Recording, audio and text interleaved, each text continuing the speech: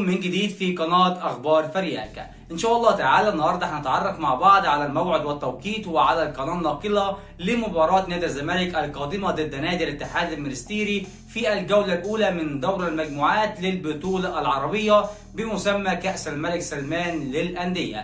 لكن طبعا قبل ما نبدأ أتمنى من حضراتكم الإعجاب بالفيديو والاشتراك في القناة لمتابعة جميع فيديوهاتنا القادمة بمشيئة الله تعالى. طبعا هذه البطولة هتقام على الأراضي السعودية في الرياض بالتحديد، وهذه البطولة بتضم 16 فريق مقسمة طبعا على 4 مجموعات، في كل مجموعة بتضم 4 أندية. طبعا نادي الزمالك وقع في المجموعة الثالثة بجانب أندية النصر السعودي ونادي الشباب السعودي ونادي الاتحاد المنستيري التونسي. طبعا نادي الاتحاد المنستيري التونسي نادي قوي جدا، وطبعا بيحتل المركز الرابع في الدوري التونسي لهذا العام، وطبعا نادي الزمالك انهى الدوري في المركز الثالث.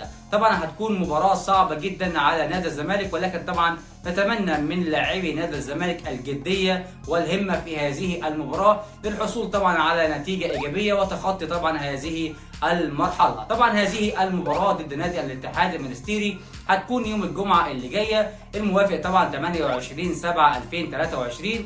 المباراة هتقام على استاد الملك فهد الدولي، وهذه المباراة هتقام الساعة 6 مساء بتوقيت القاهرة، 4 مساء بتوقيت تونس، وسوف تنقل هذه المباراة عبر قناة SSC سبورت الرياضية السعودية. وده طبعا زي ما واضح قدام حضراتكم ده تردد القناة، تقدروا تنزلوا هذه القناة وتستمتعوا طبعا بالبطولة العربية بما فيها نادي الزمالك.